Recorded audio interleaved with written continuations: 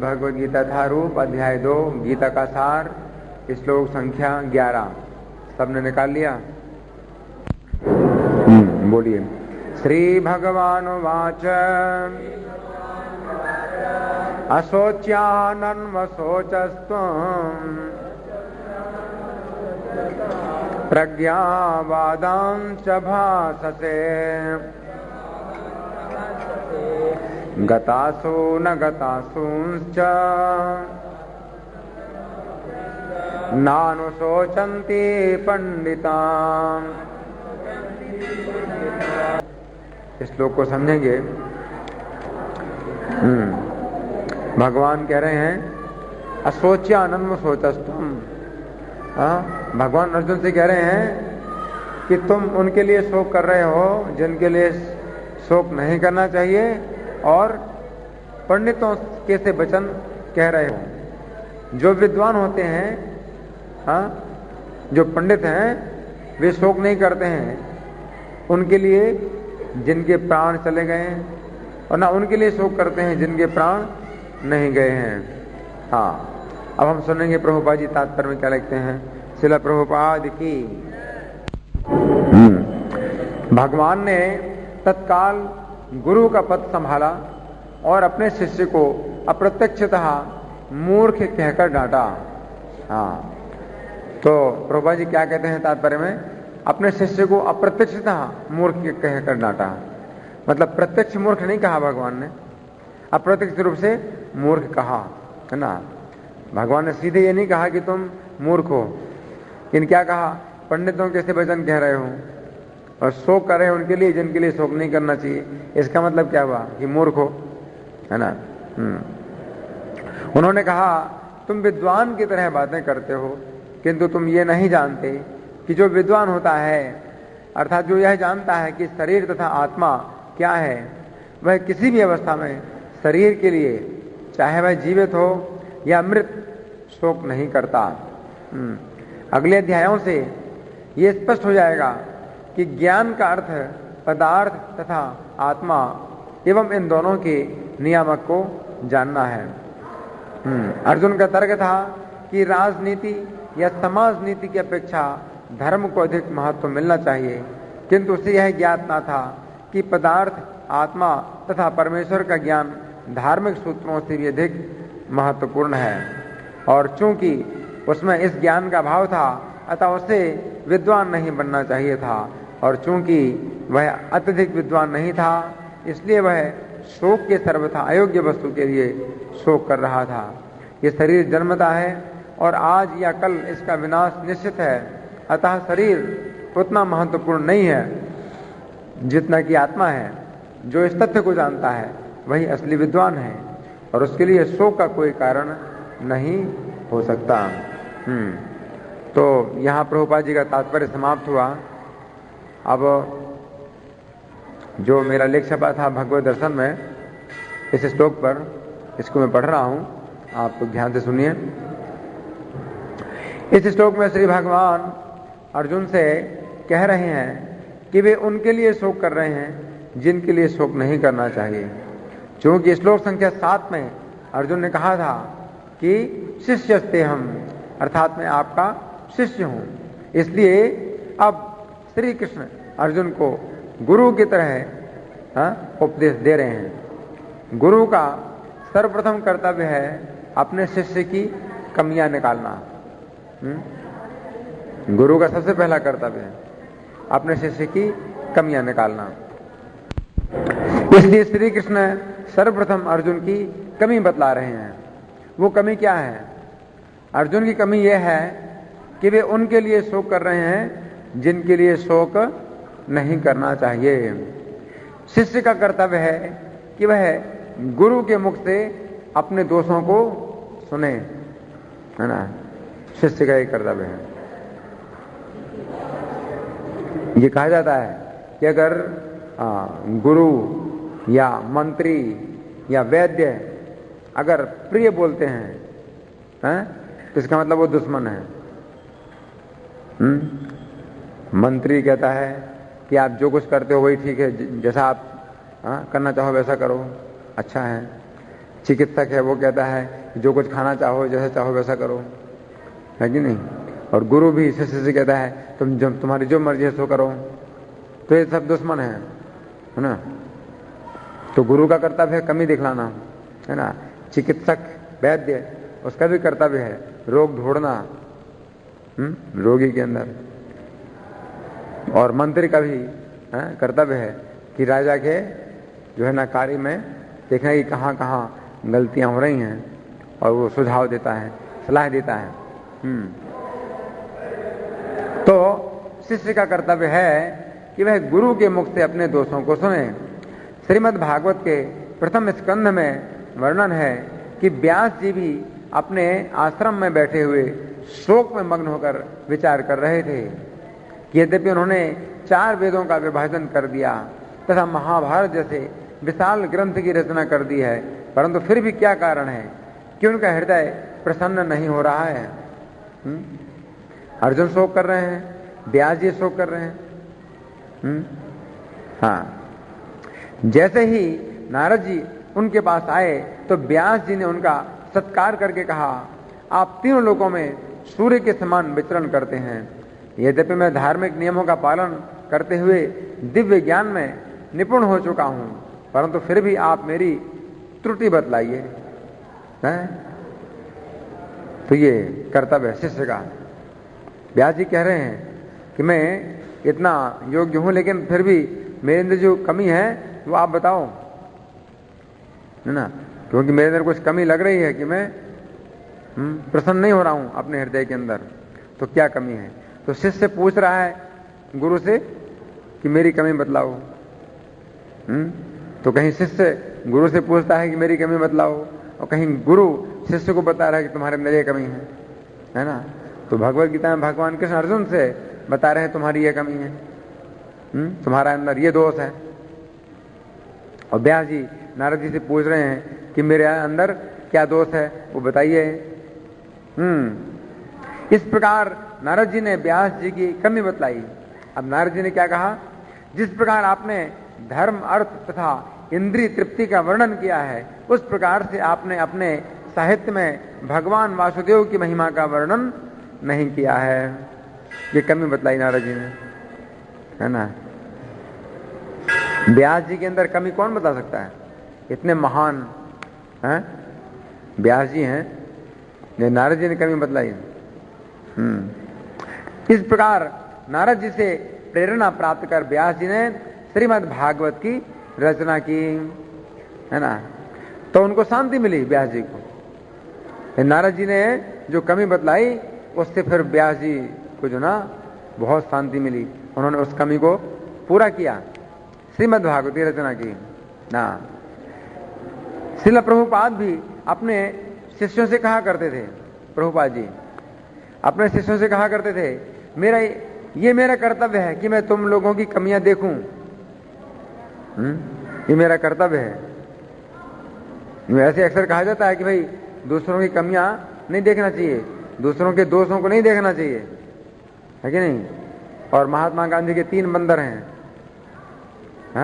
महात्मा गांधी के 3 बंदर हैं। एक बंदर अपनी दोनों आंखें बंद कर रहा है कि भाई दूसरों की कमियां नहीं देखो, और दूसरा बंदर अपने दोनों कानों को बंद करता है, दूसरों की कमियां नहीं सुनो, और तीसरा बंदर अपना मुंह बंद करता है, दूसरों की कमियां मत बताओ, है कि नहीं। लेकिन यहां पर गुरु का कार्य है, शिक्षक का कार्य है कि वो देखता है कमियां, बोलता है कमियां, है कि नहीं। और शिष्य का कार्य है कमियां सुनता है, अपनी कमी सुनता है। तो प्रभुपाद जी कहते हैं कि मेरा ये कर्तव्य है कि मैं तुम लोगों की कमियां देखूं। एक बार उन्होंने कहा था, मेरे शिष्यों में केवल यही कमी है कि वे मेरी पुस्तकें नहीं पढ़ते हैं। प्रभुपाद जी कहते हैं मेरे शिष्यों में केवल यही कमी है कि क्या नहीं करते, मेरी पुस्तकें नहीं पढ़ते हैं। हाँ, जब श्रील प्रभुपाद सर्वप्रथम अपने गुरु श्रील भक्ति सिद्धांत सरस्वती से मिले तो उन्होंने भी यह शिकायत की, तुम लोग पढ़े लिखे नवयुवक हो, फिर भगवान चैतन्य के संदेश का विश्व भर में प्रचार क्यों नहीं करते? उन्होंने कमी देखी प्रभुपाद में। जैसे प्रभुपाद मिले, कोई परिचय नहीं, जान पहचान कुछ नहीं, और तुरंत उन्होंने कमी बतलाई भक्ति सिद्धांत में। इस प्रकार हम देखते हैं कि गुरु और शिष्य के बीच में असली संबंध यही है कि गुरु शिष्य के दोषों को बताए। जिस प्रकार कुम्हार, कौन? कुम्हार मिट्टी के कच्चे घड़े को ऊपर से चोट मार मार कर उसके अंदर कंकड़ पत्थर को निकालता है, परंतु घड़े के अंदर अपने हाथ का सहारा भी देता है। कच्चा मिट्टी का घड़ा है, ऊपर से वो मारता है, अंदर से हाथ का सहारा देता है, ताकि मिट्टी का कच्चा घड़ा टूटे भी नहीं। उसी प्रकार योग्य तथा अनुभवी गुरु अपने कठोर वचन रूपी चोटों से शिष्य के दोषों को निकालते हैं। तो गुरु क्या है? कुम्हार है। तो जैसे गुरु चोट मारता है कच्चे घड़े में, ऐसे गुरु जो ना चोट मारता है अपने कठोर वाणी के द्वारा। तथा श्री कृष्ण कथा रूपी अमृत का सहारा भी देते रहते हैं।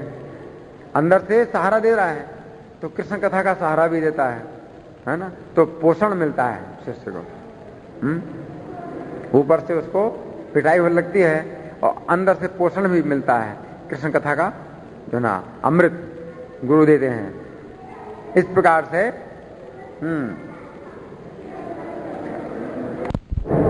हाँ, तथा श्री कृष्ण कथा रूपी अमृत का सहारा भी देते रहते हैं ताकि शिष्य निराश ना हो जाए, है ना? शिष्य का दिल टूट जाएगा, है कि नहीं? तो सहारा जरूर देना जरूरी है, क्योंकि वो भी कच्ची मिट्टी का घड़ा है, उसका दिल भी, है ना? तो चोट मारते हो तो टूट जाएगा दिल, तो उसको अंदर से सहारा कृष्ण कथा का सहारा देते हैं। हाँ, यदि कुम्हार कच्चे घड़े में ऊपर से तो चोट मारकर उसके कंकड़ों को निकालने का प्रयास करे, परंतु अंदर से हाथ का सहारा ना दे तो घड़ा टूट जाएगा। उसी प्रकार यदि गुरु अपने कठोर वचनों से शिष्य के दोषों को तो निकाले, परंतु उसे श्री कृष्ण कथा रूपी अमृत का सहारा ना दे तो शिष्य निराश हो जाएगा। जो तथाकथित गुरु श्री कृष्ण के भक्त नहीं होते हैं तथा अपने शिष्यों को केवल शुष्क ज्ञान देते हैं, उनके शिष्य कभी कभी इतने निराश हो जाते हैं कि वे स्वयं अपने गुरु को विष खिला देते हैं। इसलिए यह अत्यंत आवश्यक है कि गुरु श्री कृष्ण का भक्त हो। श्रील प्रभुपाद के शिष्य अभी भी याद करते हैं कि कभी कभी श्रील प्रभुपाद अपनी कठोर बातों से शिष्यों के अहंकार को बुरी तरह से कुचल देते थे। तो अहंकार भी कंकड़ पत्थर की तरह है, तो चोट मार करके अहंकार को कुचल देते थे, जिससे उनका हृदय अत्यंत व्यथित हो जाता था। परंतु कुछ समय बाद प्रभुपाद उन शिष्यों को श्री कृष्ण कथा के अमृत के द्वारा पुनः पुष्ट कर देते थे। तो यहां पर श्री कृष्ण अर्जुन से कह रहे हैं कि वे उनके लिए शोक कर रहे हैं जिनके लिए शोक नहीं करना चाहिए। अब प्रश्न उठता है, यदि भगवान कह रहे हैं कि व्यक्ति को अपने पिता, पुत्र, भाई आदि की मृत्यु का शोक नहीं करना चाहिए, तो फिर किसका शोक करना चाहिए? इसका उत्तर यह है कि चूंकि भगवान ने गीता 8:15 में बताया है कि यह संसार दुख और मृत्यु का स्थान है, इसलिए वास्तव में शोक का विषय यही है कि हम बारंबार जन्म मृत्यु के चक्र में फंसे हुए हैं। श्रीमद् भागवत के 3 स्कंध के 31वें अध्याय में कपिल भगवान माता देवहूति से जीव की गर्भ में कष्टपूर्ण स्थिति का वर्णन करते हुए कहते हैं कि वह शिशु माता के उदर में मलमूत्र के घृणित स्थान में, जो सभी प्रकार के कीटाणुओं का जन्म स्थान है, रहता है। उदर में भूखे कीड़ों द्वारा शरीर भर में बारंबार काटे जाने पर शिशु को अत्यधिक पीड़ा होती है। इस भयानक स्थिति में वह क्षण क्षण अचेत होता रहता है। माता के खाए कड़वे, नमकीन या खट्टे भोजन के कारण शिशु के शरीर में निरंतर पीड़ा होती है, जो असह्य होती है। श्रील प्रभुपाद भी इन श्लोकों के तात्पर्यों में लिखते हैं, इस संसार की कष्टप्रद स्थिति का अनुभव हमें माता के गर्भ में निकलने पर ही नहीं, अपितु गर्भ में रहते हुए भी होता है। ये कष्टप्रद स्थिति उसी समय से प्रारंभ होती है जब जीव भौतिक शरीर से संपर्क स्थापित करता है। दुर्भाग्यवश हम इन अनुभवों को भूल जाते हैं और जन्म के कष्टों पर ठीक से विचार नहीं करते। अतः भगवत गीता में विशेष रूप से उल्लेख है कि मनुष्य को जन्म तथा मृत्यु की कठिनाइयों को समझने के प्रति सचेत रहना चाहिए। जिस प्रकार शरीर निर्माण के समय हमें माता के गर्भ में अनेक कष्ट सहन करने होते हैं, उसी प्रकार मृत्यु के समय भी अनेक कठिनाइयां उपस्थित होती हैं। दुर्भाग्यवश हम ये सारे कष्ट भूल जाते हैं और हम जीवन में प्रसन्न रहने का प्रयत्न करते हैं। हम जन्म मृत्यु के बंधन से आत्मा को मुक्त करने की तनिक भी चिंता नहीं करते। ये हमारी सभ्यता का दुर्भाग्य है कि ये बातें ठीक से समझाई नहीं जाती, जिससे लोग इस संसार की दुखदायी स्थिति को समझ सकें। इस प्रकार हम समझ सकते हैं कि अर्जुन जिस विषय में शोक कर रहे हैं वो वास्तव में शोक का विषय नहीं है। प्रत्येक व्यक्ति को अपनी स्थिति पर शोक करना चाहिए कि वह असंख्य जन्मों से इस भौतिक संसार में अनेक प्रकार के कष्ट भोग रहा है। इस विषय में शंकराचार्य का एक श्लोक है। शोक कर रहे हैं शंकराचार्य, क्या? पुण्यरपि जननम पुण्यरपि मरणम पुण्यरपि जननी जठरे शयनम यह संसारे बहु दुस्तारे कृपया पारे पाहि मुरारे। इस श्लोक में शंकराचार्य कहते हैं कि हाय, एक बार जन्म लेकर पुनः जन्म लेना पड़ता है तथा फिर से माता के गर्भ में बंध करके रहना पड़ता है। इन कष्टों की श्रृंखला अपने आप समाप्त नहीं होती। यदि कोई व्यक्ति सोचता है कि 100 जन्मों या 1000 जन्मों के बाद ये जन्म मृत्यु का चक्र अपने आप रुक जाएगा, तो ऐसा नहीं है। ये संसार अत्यंत दुस्तर है। हे मुरारी, अपनी अपार कृपा से मेरी रक्षा कीजिए। इस प्रकार शास्त्रों तथा आचार्यों के द्वारा हमें शिक्षा मिलती है कि हमें बारंबार इन बातों का चिंतन करना चाहिए। इसीलिए गीता 13:9 में भगवान कहते हैं, जन्म मृत्यु जरा व्याधि दुख दोषानुदर्शनम, अर्थात जन्म मृत्यु वृद्धावस्था तथा रोगों में दुख तथा दोषों का बारंबार चिंतन करना ही ज्ञान है। यहां पर शब्द हैं दुख दोष अनुदर्शनम। दर्शन का अर्थ है देखना, समझना तथा चिंतन करना, तथा अनु का अर्थ है बारंबार या पीछे पीछे। इस प्रकार अनुदर्शनम शब्द के 2 अर्थ हुए। पहला, बारंबार देखना या विचार करना। बारंबार देखना या विचार करना, क्या? जन्म मरण बुढ़ापा बीमारी में दुख है, दोष है इनको। और दूसरा, शास्त्रों तथा आचार्यों ने जैसा बताया है उसी के अनुसार देखना या विचार करना। ना, शास्त्रों में भी बताया गया है दुख दोष है, जन्म मरण बुढ़ापा बीमारी में दुख दोष है, शास्त्र भी बताते हैं, तो उनके अनुसार भी विचार करना कि शास्त्रों ने भी बताया है कि दुख और दोष है। तो वास्तव में यही शोक का विषय है। भगवान करें कि शोक कर रहे हैं उनके लिए, जिनके लिए शोक नहीं करना चाहिए है? और जिनके लिए शोक करना चाहिए वो उसके लिए शोक नहीं कर रहे हो। परंतु जिस विषय में अर्जुन शोक कर रहे हैं, यद्यपि उसे भगवान कह रहे हैं कि ये शोक का विषय नहीं है, फिर भी शिष्टाचार के अनुसार व्यक्ति के लिए यह आवश्यक है कि वह इस विषय में कुछ शोक प्रकट करे। शिष्टाचार है ये कि शोक करना चाहिए कुछ। जिस समय ये झूठा समाचार फैला कि लाक्षागृह में 5 पांडव अपनी माता कुंती सहित जलकर मर गए हैं, तो यद्यपि श्री कृष्ण तथा बलराम जानते थे कि वे सुरक्षित हैं, परंतु फिर भी कुल की रीति के अनुसार उन्होंने हस्तिनापुर में जाकर 5 पांडवों तथा कुंती माता की मृत्यु के लिए शोक किया। हाँ, तो भगवान को पता था, तो भगवान है तो उनको पता है कि 5 पांडव और कुंती की रक्षा हो चुकी है ना। लेकिन तो भी शिष्टाचार के अनुसार हस्तिनापुर गए, किस लिए? शोक मनाने के लिए, है ना। कर्तव्य है, शिष्टाचार है, शोक करना चाहिए। वे भीष्म, द्रोण, कृपाचार्य, विदुर तथा गांधारी के साथ दुख प्रकट करते हुए बोले। इस प्रकार से भगवान शोक कर रहे हैं। इसी बीच में कृष्ण बलराम के न रहने पर द्वारका में क्या हुआ, सद्धन्वा ने श्री कृष्ण के ससुर तथा सत्यभामा के पिता सत्यजित को रात्रि के समय सोते हुए मार डाला। तब सत्यभामा ने द्वारका से हस्तिनापुर में आकर श्री कृष्ण को यह अप्रिय समाचार सुनाया। तो एक शोक तो यहां था हस्तिनापुर में है, और सत्यभामा द्वारका से आकर के हस्तिनापुर में एक दूसरा शोक समाचार देती हैं। क्या, उनके पिता को सद्धन्वा ने मार डाला। सुखदेव गोस्वामी कहते हैं, हे राजन, जब श्री कृष्ण तथा बलराम ने यह समाचार सुना तो उन्होंने मानव समाज की रीति का अनुसरण करते हुए शोक प्रकट किया तथा ये कहते हुए कि हमारे लिए अत्यंत कष्ट की बात है, उनकी आंखों से आंसू निकलने लगे। भागवत 10:57 कर्तव्य है।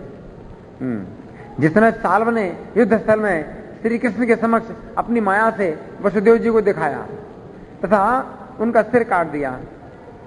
वो कृष्ण को मूर्ख बनाने के लिए माया से कृष्ण के पिता बना दिया और उनका सिर काट दिया वसुदेव जी का। तो श्री कृष्ण एक मुहूर्त यानी 48 मिनट तक सामान्य मनुष्यों की मुद्रा में शोक करते रहे। युद्ध भूमि में ही कृष्ण शोक करते रहे।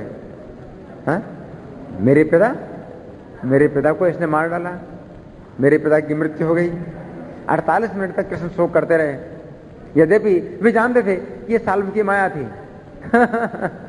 इन कर्तव्य है, पुत्र का कर्तव्य है अपने पिता की मृत्यु पर शोक करे।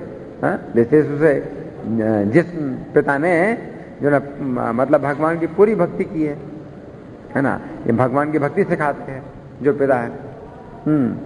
इस प्रकार हम देखते हैं कि यद्यपि श्री कृष्ण कह रहे हैं कि इन बातों के लिए शोक नहीं करना चाहिए, परंतु फिर भी श्री कृष्ण मानव समाज की रीति के अनुसार इन बातों के लिए शोक करते हैं।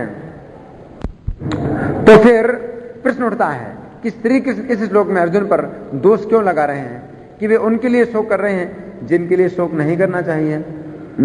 इसका उत्तर यह है कि श्री कृष्ण कह रहे हैं, अशोच्यानन्व सोचस्तम अनुशोचा त्वम अनु अशोचा का अर्थ हुआ बारंबार शोक करना। इसका अर्थ हुआ कि इस विषय में अर्जुन बारंबार शोक कर रहे हैं। श्लोक के अंत में भी श्री कृष्ण के शब्द हैं, नानुशोचंती पंडिता पंडिता ना अनुशोचंती, अर्थात पंडितगण बारंबार शोक नहीं करते।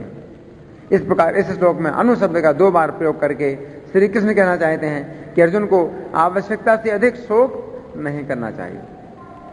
शोक तो करना चाहिए, लेकिन आवश्यकता से ज्यादा शोक नहीं करना चाहिए। अनुशोच का मतलब यह है बार बार शोक कर रहे हो। अब हम कुछ ऐसे उदाहरणों पर विचार करेंगे जिनमें व्यक्ति को शोक करना उचित है। पहला, कपिल देव की शिक्षा। श्रीमद् भागवत 3:31-34 में कपिल भगवान कहते हैं, व्यक्ति को ऐसे मूर्खों का संग नहीं करना चाहिए जो अशांत हैं, आत्मज्ञान से रहित हैं तथा स्त्रियों के हाथ में नाचने वाले बंदर के समान हैं। ऐसे मूर्ख शोक करने के योग्य हैं। शोक करना चाहिए किसके लिए? ऐसे मूर्खों के लिए। तो यहां पर कपिल भगवान सोचेसु शब्द का प्रयोग कर रहे हैं। इस प्रकार हम देखते हैं कि वास्तव में शोक करने का विषय यह है कि मूर्ख लोग श्री कृष्ण की भक्ति छोड़कर स्त्री की सेवा में लगे रहकर अत्यंत कष्ट तथा बंधन प्राप्त करते हैं। ये शोक करने का विषय। अच्छा, दूसरा, प्रहलाद महाराज का शोक। श्रीमद् भागवत के 7वें स्कंद में प्रहलाद महाराज भगवान नरसिंह देव से प्रार्थना करते हुए कहते हैं। अब प्रहलाद महाराज देखिए क्या प्रार्थना कर रहे हैं भगवान नरसिंह देव से। हे श्रेष्ठ महापुरुष, मैं नरक में जाने से भयभीत नहीं हूं, क्योंकि आपके गुणगान रूपी अमृत में मेरा चित्त सदा डूबा रहता है, परंतु मैं उन मूर्खों तथा धूर्तों के लिए शोक कर रहा हूं जो भौतिक इंद्रियों की तृप्ति के लिए माया की सेवा में बड़े भारी बोझ ढो रहे हैं। इनके लिए शोक कर रहा हूं। प्रहलाद महाराज साक्षात भगवान के सामने ये बात बोल रहे हैं कि मैं उनके लिए शोक कर रहा हूं। सोचे तो विमुख चेतस इंद्रियार्थ है, माया सुखाय भरम उद्भव तो विमूढ़ान। भागवत 7:9-43। तो यहां पर प्रहलाद महाराज कह रहे हैं, सोचे तो विमुख चेतस है, अर्थात हे भगवान, मैं उन मूर्खों के लिए शोक कर रहा हूं जिनका चित्त आपसे विमुख है। इस प्रकार हमें यह शिक्षा मिलती है कि जिस व्यक्ति का चित्त श्री कृष्ण की सेवा में नहीं लगता उसे अपने लिए शोक करना चाहिए, तथा जिस व्यक्ति का चित्त श्री कृष्ण की सेवा में लगा हुआ है उसे उन मूर्खों के लिए शोक करना चाहिए जो श्री कृष्ण से विमुख हैं। तीसरा, माधाई का शोक। माधाई जानते कौन है? जगाई माधाई का नाम सुना है? जगाई माधाई है? सुना है। चैतन्य भागवत में वर्णन है कि माधाई नामक अत्यंत पापी शराबी ने जब नित्यानंद प्रभु के सिर में शराब की सुराही मार दी तो उनके सिर से खून बहने लगा। नित्यानंद प्रभु यहाँ हैं, चैतन्य महाप्रभु और नित्यानंद प्रभु यहाँ हैं। बाद में जब उसकी चेतना पवित्र हो गई तो वह अपने इस कर्म के प्रति अत्यंत शोक करने लगा। उसने नित्यानंद प्रभु से कहा, आपका शरीर परम कोमल है जिस पर श्री कृष्ण शयन और विहार करते हैं। हाँ, बहुत कोमल है, मतलब शेष जी है ना, जिस पर श्री कृष्ण शयन करते हैं और विहार करते हैं। आप कैसे शरीर पर मैंने प्रहार किया, अतः मुझ जैसा घोर पापी और कोई नहीं है। शोक कर रहे हैं ना, मत आइए। तो शोक करना चाहिए कि नहीं करना चाहिए? शोक ऐसा, हाँ, जिसका स्मरण करने से सब बंधन टूट जाते हैं। ऐसे आपके शरीर से मैंने रक्त बहाया,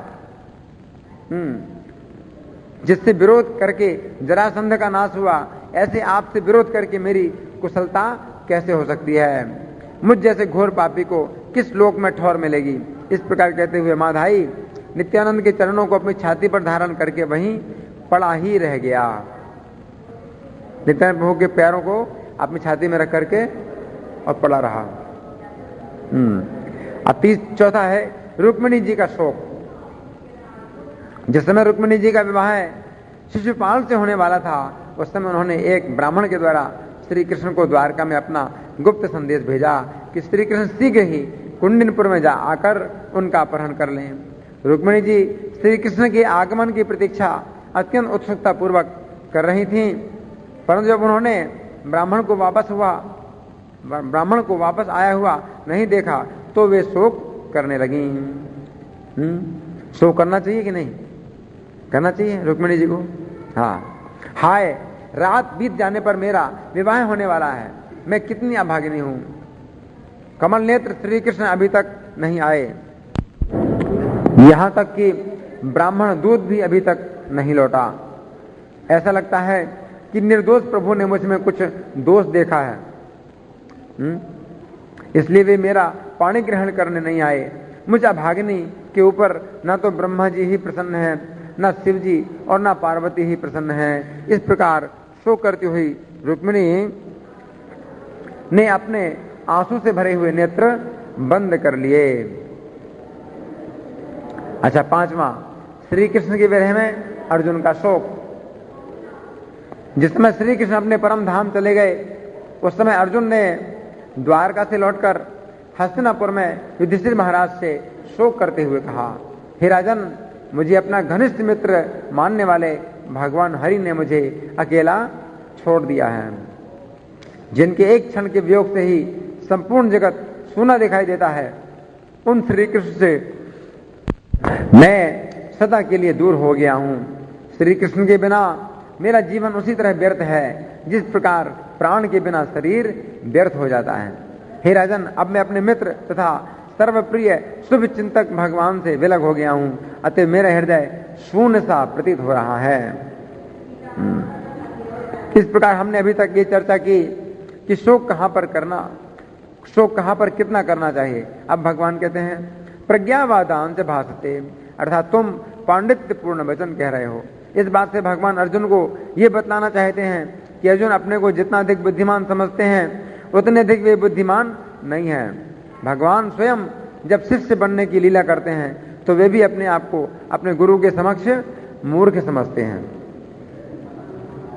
इस संबंध में श्री चैतन्य चरितामृत की आदि लीला के 7वें अध्याय में एक घटना है जिसमें जब प्रकाशानंद सरस्वती नामक मायावादी सन्यासी ने श्री चैतन्य महाप्रभु से पूछा कि वे वेदांत सूत्र का अध्ययन न करके भावुकों के समान कीर्तन और नृत्य क्यों करते हैं? तो श्री चैतन्य महाप्रभु ने उत्तर दिया, मान्यवर इसका कारण सुनिए। मेरे गुरुदेव ने मुझे एक मूर्ख समझकर ही मुझे दंडित किया। उन्होंने कहा, तुम मूर्ख हो, तुम वेदांत दर्शन का अध्ययन करने के लायक नहीं हो, अतएव तुम कृष्ण नाम का सदैव कीर्तन करो। भगवान देखो स्वयं कितने विनम्र हैं, शिष्य का कर्तव्य बताते हैं। इस शिष्य को जो ना अपने को कितना मूर्ख समझना चाहिए गुरु के सामने कि मेरे गुरु महाराज ने डांटा मुझे। ये समस्त मंत्रों का सार है। मेरे गुरु महाराज ने डांटा कि तुम वेदांत सूत्र पढ़ने लायक नहीं हो, तुम कृष्ण के नाम का कीर्तन किया करो, है ना। तो ये चैतन्य महाप्रभु ने अपने लिए नहीं कहा, वैसे कह तो रहे वैसे अपने को कि मेरे गुरु ने डांटा, लेकिन वास्तव में ये बात उनके लिए नहीं है, ये हम लोगों के लिए है। हम लोग योग्य नहीं है वेदांत सूत्र पढ़ने के।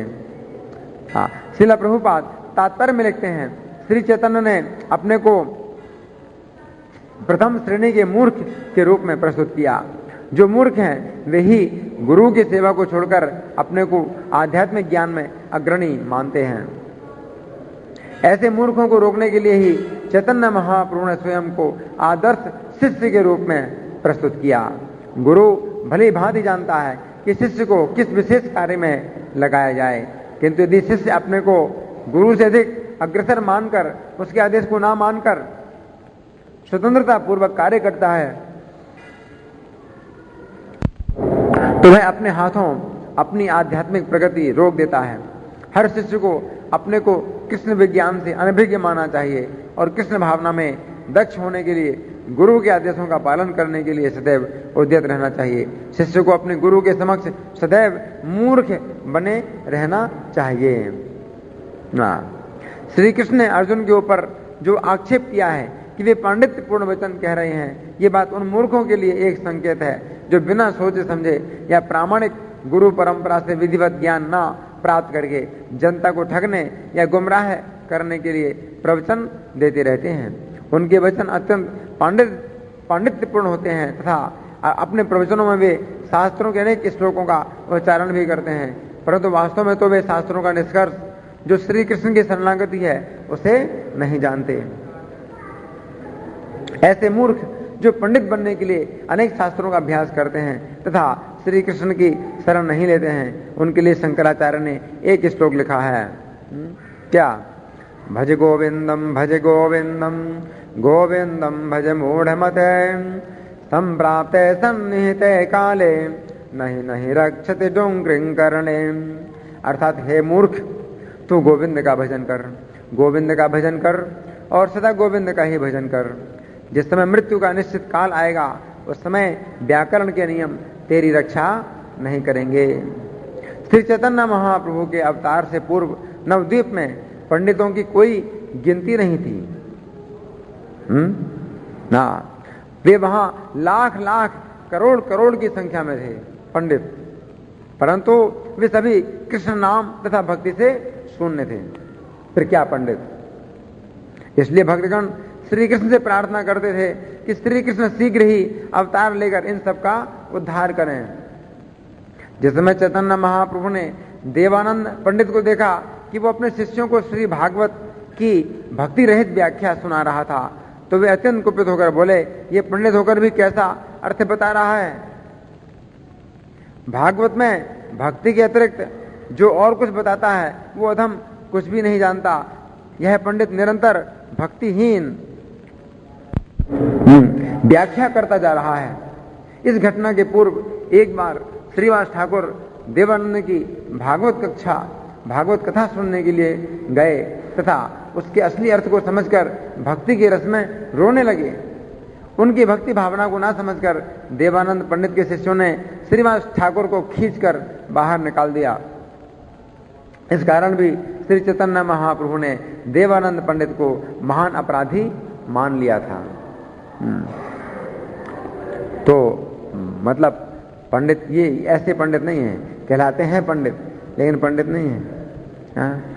जो भगवान के नाम में, भगवान के भक्तों में कोई श्रद्धा नहीं रखते हैं तो कैसे पंडित हैं ये? इसके बाद भगवान कहते हैं गतासून च, अर्थात पंडित जन न तो जीवित के लिए और ना ही मृत के लिए शोक करते हैं। गतासून का अर्थ है मरने के बाद तथा अगतासून का अर्थ है मरने के पूर्व। तो यहाँ पर भगवान कह रहे हैं कि ना तो मृत्यु के पूर्व और ना ही मृत्यु के बाद विद्वान शोक करते हैं। जिस प्रकार अर्जुन एकत्रित योद्धाओं की मृत्यु के पूर्व शोक कर रहे हैं, उसी प्रकार युधिष्ठिर महाराज युद्ध में योद्धाओं की मृत्यु के बाद शोक करने लगे। हाय, मैं सबसे पापी मनुष्य हूं। मैंने अनेक अक्षोहिणी सेनाओं का वध करा दिया है। मैंने अनेक बालकों, मित्रों, चाचाओं, शिक्षकों तथा भाइयों का वध कराया है। इन पापों के कारण नरक से मैं कभी भी छुटकारा नहीं पा सकूंगा। परंतु यहाँ पर भगवान कह रहे हैं नानु शोचन्ति पंडिता, अर्थात पंडित जन शोक नहीं करते हैं। यहाँ पर दो प्रकार का शोक किया जा रहा है। पहला अपने स्वजनों की मृत्यु का शोक और दूसरा पाप से बंधने का शोक। अर्जुन दो प्रकार का शोक कर रहे हैं। तो भगवान का कहना है कि जो शुद्ध भक्त होते हैं वे अपने स्वजनों की मृत्यु का थोड़ा शोक अवश्य करते हैं, परंतु पाप में बंधने की तो कोई बात ही नहीं है, क्योंकि उनके संपूर्ण कर्म श्री कृष्ण को समर्पित होते हैं। इसलिए उन्हें पाप में बंधने का शोक तो बिल्कुल ही नहीं करना चाहिए। हरे कृष्णा। अब किसी का कोई प्रश्न है या मैं प्रश्न करूं? उनका प्रश्न है कि अर्जुन जो शोक कर रहे हैं अपने स्वजनों की मृत्यु का, तो अर्जुन तो इतने ज्ञानी थे और भगवान कृष्ण के साथ रहते थे, तो भगवान कृष्ण की उपस्थिति के कारण तो उनकी मुक्ति हो गई, तो फिर अर्जुन क्यों शोक कर रहे हैं? ये भगवत गीता का जो रहस्य है वो यही है कि भगवान भगवत गीता अर्जुन को नहीं सुना रहे हैं। वास्तव में भगवान भगवत गीता हमको सुना रहे हैं, लेकिन अर्जुन को भगवान ने निमित्त बनाया है ना। तो अर्जुन के ज्ञान को ढक दिया अपनी योग माया के द्वारा, है ना। अर्जुन इस प्रकार से शोक कर रहे हैं ना। तो ये जो है मतलब वास्तव में भगवत गीता अर्जुन के लिए नहीं है, हम लोगों के लिए है ना। तो भगवान ये दिखाते हैं भगवत गीता के ज्ञान के द्वारा कैसे आप शोक से मुक्त हो सकते हैं। अर्जुन जिस प्रकार शोक से मुक्त हुए उसी प्रकार आप भी शोक से मुक्त हो सकते हो, है ना।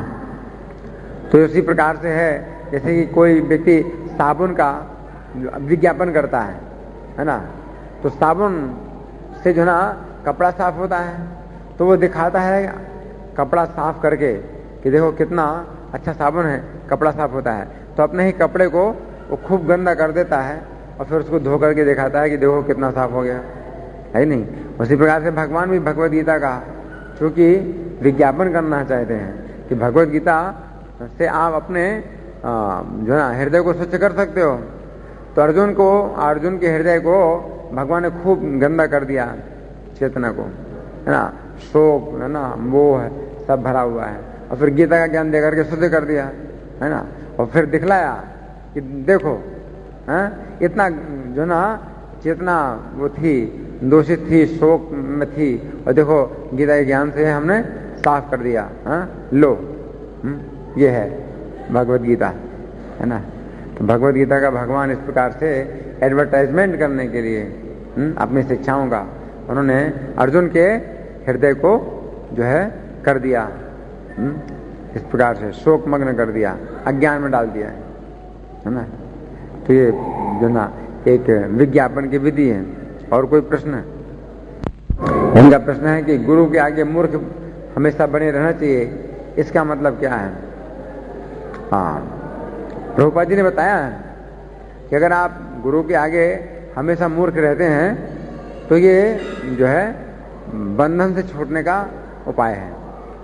एकमात्र यही उपाय है बंधन से छूटने का। अगर आप गुरु के आगे अपने को मूर्ख समझते हो, अगर अपने को आप गुरु के आगे बहुत योग्य समझते हैं और अब कोई जरूरत नहीं है, मैं तो कृष्ण से अब डायरेक्ट संबंध जोड़ूंगा, है ना, तो वहीं पर ही जो है फिर कृष्ण रूठ जाते हैं। मतलब कहने का है कि जिस भक्ति की सहायता से हम पहले आगे बढ़े हैं और हमें सहारा मिला है ना, अब हम जो है उसको छोड़ देते हैं और ऐसे कहते हैं, ऐसे अकड़ते हैं उसके सामने, तो भगवान जो है कभी सहन नहीं करते हैं इस बात को। हमेशा वो बड़ा है आप में से, क्योंकि पहले जब हम कुछ ABCD भी नहीं जानते थे तो उसने भक्ति में ABCD सिखाई उस गुरु ने, तो हमसे वो हमेशा बड़ा है, ये समझना चाहिए। ये शिष्टाचार है। ये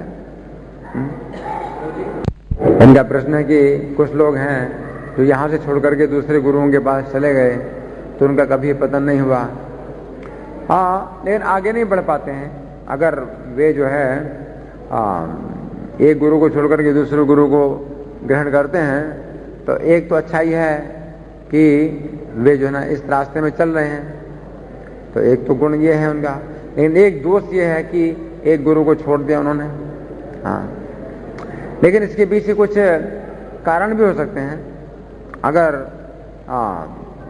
कोई मरीज है, वो अपना इलाज करा रहा है ना, और किसी कारण से अगर डॉक्टर योग्य भी है, कोई डॉक्टर जो है ना योग्य भी है, लेकिन किसी कारण से अगर उसका इलाज ठीक से नहीं हो पा रहा है, या मान लीजिए कि डॉक्टर ही देखभाल नहीं कर पा रहा है ठीक से, उसके पास भी ठीक से समय नहीं मिल पा रहा है ना, तो ये ठीक से वो संपर्क हो नहीं पा रहा है उस प्रकार से, है ना। तो अगर ऐसी स्थिति में अगर कोई मरीज है वो दूसरे डॉक्टर के पास अपना इलाज कराता है तो उसका फिर दोष नहीं माना जाता। तो यहाँ पर कई कारण हो सकते हैं कि कोई व्यक्ति जो है ना किसी गुरु को छोड़ता है, तो क्योंकि जैसे कोई मरीज है किसी डॉक्टर को छोड़ता है तो उसके पीछे जो ना ये कारण भी हो सकता है कि उसे ठीक से मार्गदर्शन नहीं मिल रहा है ना। कभी कभी डॉक्टर भूल जाता है उसको बताना कि भाई तुम्हें ये चीज़ नहीं खानी है, और डॉक्टर की भूल से मरीज जो है वो चीज़ खाता रहता है और दवाई भी ले रहा है, लेकिन उसका मतलब रोग दूर नहीं हो रहा है, बीमारी ठीक नहीं हो रही। तो कुछ लोग जो है ना अगर सच्चे दिल के हैं, जो कि अपनी बीमारी दूर करना चाहते हैं, भवरोग की बीमारी दूर करना चाहते हैं, तो जो है भगवान उनको फिर मार्गदर्शन देते हैं, और किसी कारण से एक गुरु से वो दूसरे गुरु के पास अगर जाता है तो उसको दोष नहीं लगता है। लेकिन उसके हृदय में अगर सचमुच ये इच्छा है कि भाई मुझको अपना भवरोग का इलाज कराना है ना, तो फिर दोष नहीं लगता है। लेकिन अगर अपने गुरु के प्रति उसके अंदर ईर्ष्या की भावना है और घमंड के कारण जो ना अगर गुरु को छोड़ देता है तो फिर उसको जो है ना बंधन प्राप्त होता है। तो ये कई प्रकार की स्थितियां हैं, तो ऐसे कहा नहीं जा सकता है कि एक नियम हमेशा लागू होगा। इनका प्रश्न है कि कोई व्यक्ति अगर मरता है तो कोई व्यक्ति कितना भी विद्वान हो वो शोक जरूर करता है, तो नहीं, शोक करना भी चाहिए। अगर वो विद्वान है और वो जानता है कि जो जीव है उसका तो नाश नहीं है, वो जानता है अगर, तो भी शोक करना चाहिए, क्योंकि शोक जो है कर्तव्य है, शिष्टाचार है, शोक करना चाहिए। तो भगवान ने शोक किया इसलिए, यहां तक कि भगवान को पता था कि 5 पांडव मरे नहीं हैं, लेकिन शोक करने के लिए आए हस्तिनापुर, है कि नहीं। तो एक शिष्टाचार है, शोक करना चाहिए। लेकिन अनुशोचंती, यहाँ पर भगवान अर्जुन से कह रहे हैं कि ना अनुशोचंती पंडिता, मतलब बार-बार शोक नहीं करते हैं कि अपने सब कर्तव्य ही बंद कर दें, है ना। तो इस प्रकार का शोक नहीं करना चाहिए। और कोई प्रश्न किसी का? धन्यवाद।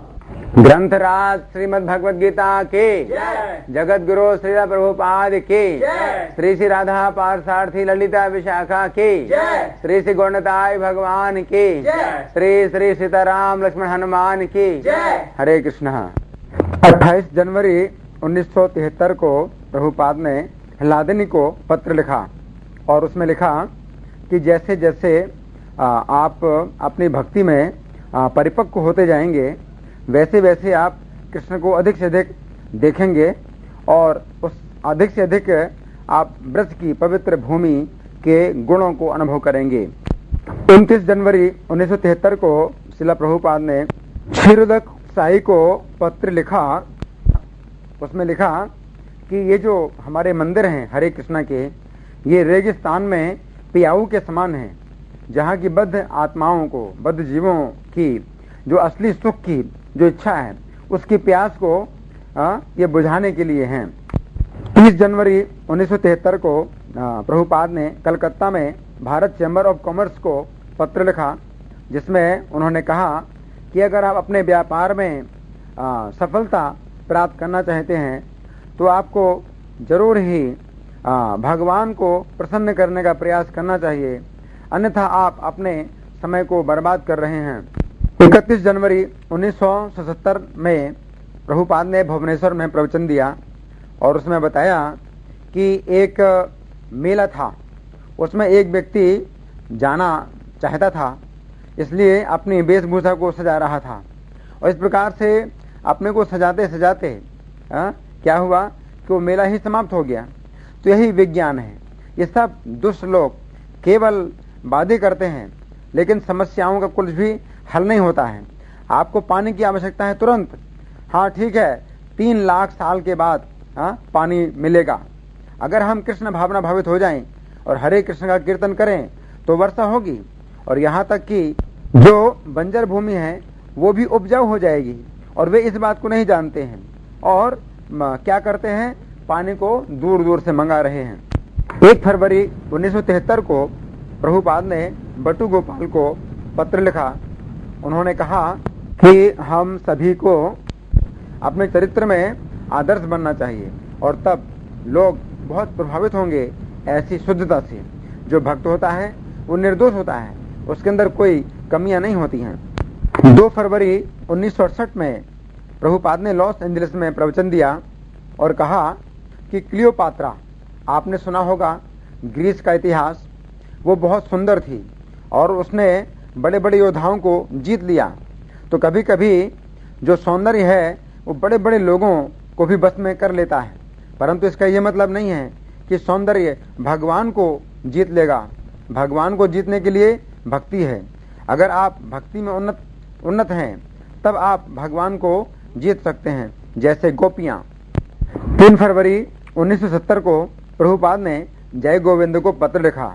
उन्होंने कहा कि तुम कहते हो कि जो तुम्हारा जो काम है ये माया है, परंतु तुमको जानना चाहिए कि माया का मतलब होता है भ्रम। जैसे ही कृष्ण भावनामृत का अभाव होता है तो वो माया है, परंतु तुम तो काम कर रहे हो ताकि कृष्ण का जो कार्य है वो और आगे बढ़े, उसमें सहायता हो, इसलिए ये माया नहीं है। जिस किसी वस्तु का कृष्ण भावनामृत में उपयोग होता है तो वही असली त्याग है।